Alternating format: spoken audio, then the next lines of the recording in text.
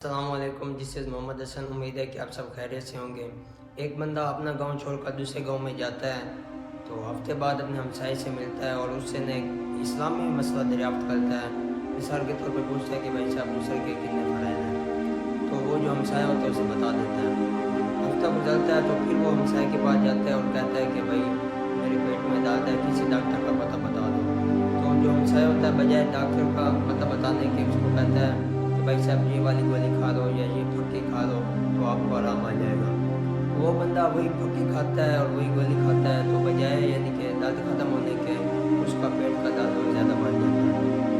کچھ دن گزرتے ہیں، بارش اور آندھی آتی ہے تو اس کا جو گھر کی دیوار ہوتی ہے وہ گر جاتی ہے۔ وہ پھر ہمسائے کے پاس جاتا ہے کہ بھائی صاحب میرے گھر کی دیوار گر گئی ہے تو کسی مستری کا پتہ بتا دو۔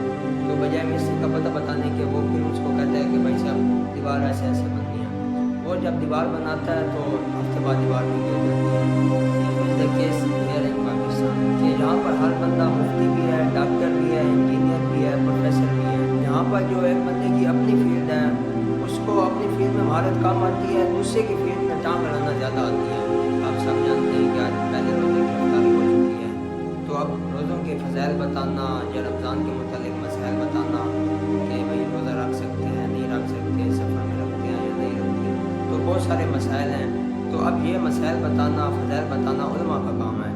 لیکن آپ دیکھیں گے وہ لوگ ہمیں آ کر گائیڈ کر رہے ہوتے ہیں جو بقیہ 11 مہینوں میں فلموں اور ڈراموں میں نظر آتے ہیں، یعنی جن کا کام معاشرے میں فحاشی اور عریانی پھیلانا ہے، وہ آ کر ہمیں رمضان کے متعلق گائیڈ کر رہے ہوتے ہیں کہ بھائی یہ کرنا ہے وہ نہیں کرنا۔ ٹی وی شوز پر دیکھتے ہیں تو وہ بڑے خوشبودار اور اچھے یعنی کہ عنوان کے ساتھ مزے وجود میں آتے ہیں، جیسے ہے کہ استقبال رمضان، شان رمضان، مرحبا رمضان، اتحاد رمضان، رمضان پاکستان، خیر رمضان، رمضان رب کا احسان، رونے کے رمضان، بران رحمت، یعنی ایسے خوشبودار عنوان کے ساتھ یہ ٹی وی شوز پر آتے ہیں اور ہمیں گائیڈ کر رہے ہیں۔ جیسے آ جاتا ہے کہ 900 چوہے کھا کر بلی آج کو چلے، تو وہ جو بلی ہوتے ہیں وہ بھی یعنی کہ چوہے کھا کر بھی توبہ کرنے جاتے ہیں، لیکن انہوں نے یہ کوئی توبہ نہیں کرنی ہوتی، انہوں نے صرف ڈھونگ رچانا ہوتا ہے، ویوز گین کرنے ہوتے ہیں، پیسے کمانے ہوتے ہیں، کیونکہ بقیہ 11 مہینوں میں انہوں نے فلمیں اور ڈرامے کرنے ہوتے ہیں۔ تو اس مہینے میں یہ عوام کی پریشر کی وجہ سے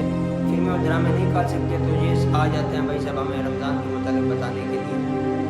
ان کی حرکات بتا رہی ہوتی ہیں کہ یہ یہاں پہ کوئی توبہ کی غال سے نہیں آئے، یہ جیسے اپنے یعنی کہ نہ پیسے کمانے اور ویوز کرنے کے لیے آئے ہیں۔ پہلے جو 20 روزے ہوتے ہیں نا اس میں جو یعنی کہ سموتھی چاڑ رہے ہوتے ہیں، بتا رہے ہوتے ہیں کچھ نہ کچھ، لیکن جب آخری عشر آتا ہے تو یہ پھر ان کی نا وہ عیدوں کی شاپنگ شروع ہو جاتی ہے اور آ کر دکھا رہے ہوتے ہیں کہ بھائی صاحب میں نے یہ شاپنگ کی، میں نے وہ شاپنگ کی۔ اور یہ جو فلمی اداکار ہیں جن کا کام شعبہ کے متعلق ہے وہ آ کر بتا رہے ہوتے ہیں، جیسے احسن خان ہے، حمزہ لباسی ہے۔ احسن خان کا تو میں دیکھ رہا تھا جیسے 30 مہینے ہیں اس میں اس نے ان کے نظام بنایا ہوا ہے کہ بھائی پہلے 5 روزے میں فلاں عورت نے آنا ہے، فلاں ایکٹریس نے آنا ہے، پھر اگلے میں فلاں ایکٹریس نے آنا ہے، تو یار اور پھر وہ سج دھج کر آتی ہیں، منہ پہ کریمیں لگی ہوتی ہیں اور جو دوپٹہ اڑا ہوتا ہے وہ بھی آدھے سال پہ اڑا ہوا ہوتا ہے، اور ہماری جو نوجوان نسل ہوتی ہے وہ شوز دیکھ رہی ہوتی ہے، بد نظری بھی ہو رہی ہوتی ہے، اور جو روزے کا سارا ثواب ہے، جو روحانیت ہوتی ہے وہ ضائع ہو رہی ہوتی ہے۔ تو بجائے ان کو سننے سے اپنے روزے میں جو ایک روحانیت ہوتی ہے، جو ثواب ہوتا ہے اس کو ختم کرنے سے آپ علماء کو سنیں، کیونکہ وہ ہی بتا سکتے ہیں کہ بھائی صاحب رمضان کے متعلق کیا مسائل ہیں، روزے کے کیا فضائل ہیں، ان کو کیا پتہ، انہوں نے تو صرف فحاشی اور اعلانی کرانی ہوتی ہے، بس ویوز گین کرنے کے لیے، پیسے کمانے کے لیے یہ 1 مہینے میں آ کر عوام کے سامنے ڈھونگ رہ چاہتے ہیں۔ تو علماء کو سنیں اور جتنا ہو سکتا ہے رمضان میں اپنے جسم کو تھکائیں عبادت کر کے۔ اور جب ہم علماء سے پوچھتے ہیں کہ بھائی صاحب رمضان کا کیا وظیفہ ہے تو وہ صرف ہمیں یہی بتاتے ہیں کثرت تلاوت کے، یعنی کہ جتنا ہو سکتا ہے آپ تلاوت قرآن کریں۔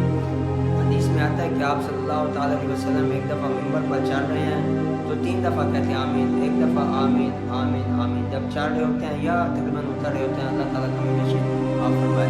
تو صحابہ کرام پوچھتے ہیں یا رسول اللہ کیا ماجرا ہے، تو آپ میرے پاس جبریل آئے ہوئے تھے، وہ کہہ رہے تھے کہ جب آپ کا نام لیا جاتا ہے محفل میں یا کسی جگہ پر تو کوئی جو بندہ آپ پر ضرور نہیں بھیجتا اس پر لعنت، تو میں نے کہا دوسری مرتبہ انہوں نے کہا جس شخص نے اپنے والدین کو بڑھاپے میں پایا اور اس کی خدمت کر کے جنت نہیں حاصل کی تو اس پر بھی لعنت ہو، وہ ہلاک ہوا۔ تو آپ صلی اللہ علیہ وسلم نے فرمایا मजमा जिब्रील अलैहिस्सलाम ने कहा कि जिस शख्स ने अपनी ज़िंदगी में रमज़ान को पाया और फिर बख्शिश का ज़रिया नहीं बनाया तो उसके लिए भी हलाकत है। तो मैंने फरमाया आमीन।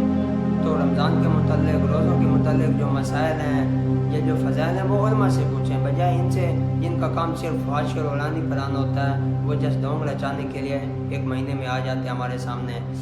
तो रमज़ान का सबसे जो अहम वजीफ़ा वो यही है कि कुरान की तिलावत करें, जितना हो सके आप कुरान की तिलावत करें। अभी हमारे जो यूनिवर्सिटी के प्रोफेसर हैं वो भी हमें यही कह रहे थे कि असाइनमेंट दिया है उन्होंने, क्या असाइनमेंट ये है कि आपने कुरान ख़त्म करना है रमज़ान में 3 मरतबा। तो जो शख्स 3 मरतबा कुरान ख़त्म करेगा उसको यानी कि असाइनमेंट के नंबर मिलेंगे, बाकियों को नहीं मिलेंगे। तो तलबा ने कहा कि सर जी रमज़ान में 3 मरतबा मुश्किल है तो काम करते हैं। उन्होंने कहा काम नहीं करूँगा, आप जब तक सेमेस्टर ख़त्म होता है यानी कि 2 माह पढ़े हैं, 2.5 माह पढ़े हैं, तो अब वहाँ तक ख़त्म करें। तो कितनी उन्होंने खूबसूरत असाइनमेंट दी कि भाई जो कुरान ख़त्म करेगा उसको नंबर मिलेंगे। तो अल्लाह ताला मेरे लिए, आपके लिए, बल्कि पूरे आलम इस्लाम के लिए इस रमज़ान को कबूलियत का, बख्शिश का ज़रिया बनाए। अगर वीडियो अच्छी लगी हो तो लाजमी शेयर कीजिएगा। जज़ाकल्लाह।